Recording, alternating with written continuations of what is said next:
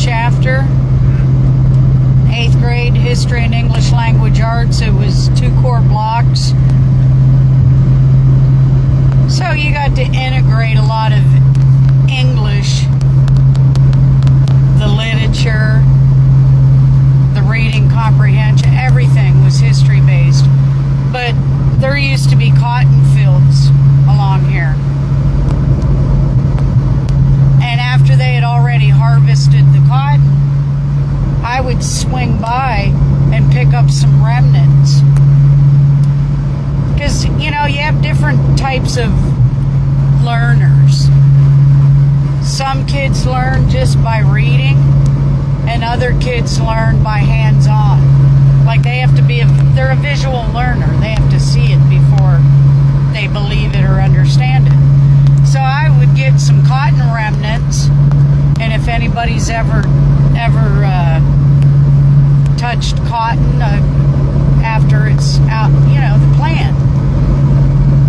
Well, before the invention of the cotton gin by Eli Whitney, slaves would have to hand pick those seeds out of that cotton. So I'd put a remnant on each kid's desk, and I had my whipper, and they knew. I'd go around and slap that desk. Get to work, slave. Get that seed out of there. Move it. Slap that desk again with that whipper. Man, could you imagine doing that shit today with some of these damn kids? Snowflakes, some of these snowflakes. Snowflake shit. Not only would I be fired, I mean, because it would be some parent that would have some kid, and they'd end up really acting like they were scared shit themselves, and then I'd be fired and probably looking at what? Freaking cleaning. Oh, what you got? Cleaning bill. I'd be looking at the cleaning bill, too. Yeah, just kind of like what, you know, same thing.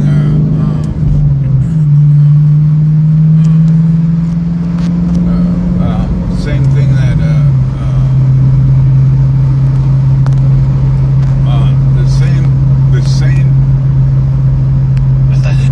the same thing that I forgot. I mean, we're talking 8th graders. It's not like we're talking elementary and shit. You know, those kids could handle that. And I'll tell you what, you should have seen how It's not like Cayman's in the class shitting his pants or anything. You should have seen what we did during westward expansion. That's going to be another lie. Oh, hey, y'all. Hi, Mr. Karen Law Dog and Charles Wallace Hanson IV. I didn't even realize somebody started this thing. We're on our way to some essential medical business up in my old stomping grounds, the Shafter. Boy, I loved my teaching days. It's Throwback Thursday, by the way. So I've been throwing back some shit on a Thursday, you know, about why we are where we are. And it really started, it started in Delano, too. That'll be another live. But since we're on our way to Shafter, we had a superintendent that got too big for his britches, and he was doing shit that was wrong. And he was glazing me at the time, telling me, you know, and in all fairness, I was the shit. I'm not glazing myself.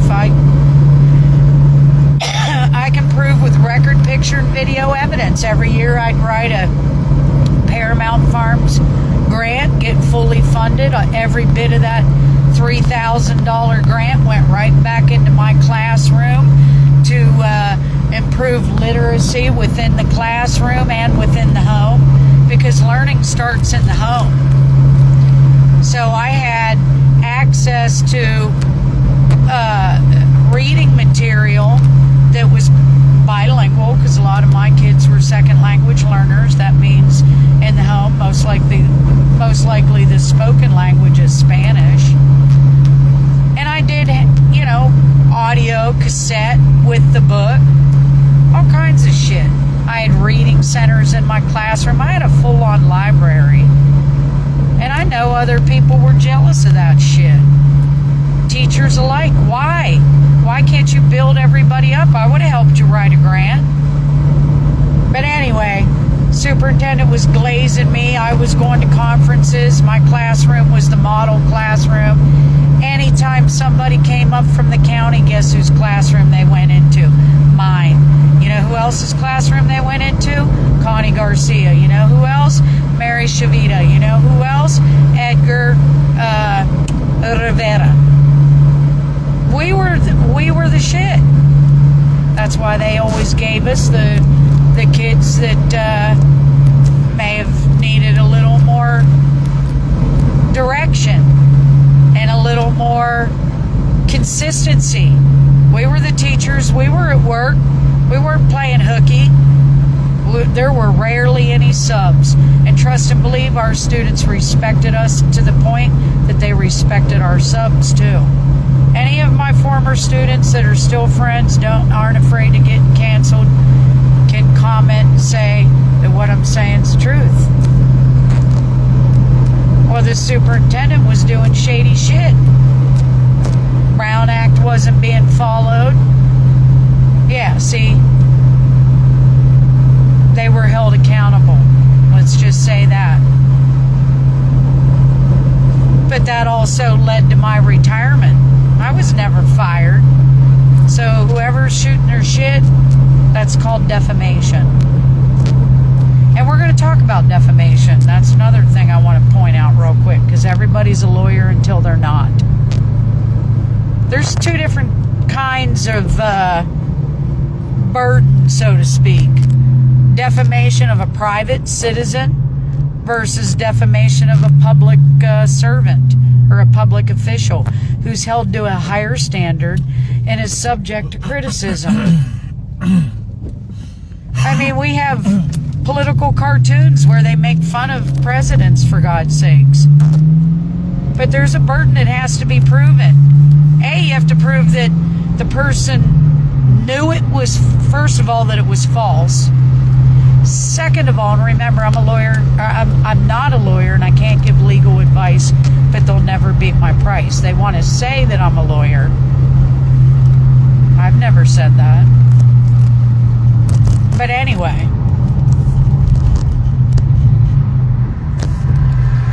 you have to prove that the statement was false.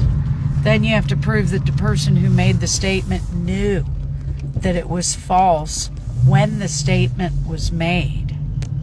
Then you have to prove damages. Now, that's not legal advice. That's just... That's what the law says. Google it. Advice. Google it.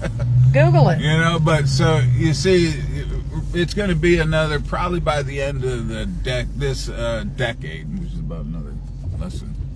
And, I mean, the writing's on the wall, people. Okay? Y'all know you're in a dead-end job. Y'all know you can't beat technology. Y'all know that there's a grand jury investigation. Y'all know that everybody's rolling over on everybody. There's a federal investigation, too. Well, I'm not finished because it goes on and on and on. And if you feel like if you feel like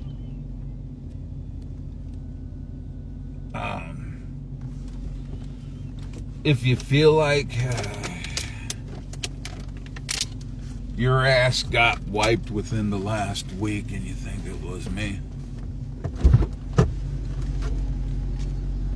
I'm ready for my appointment. Oh, I got my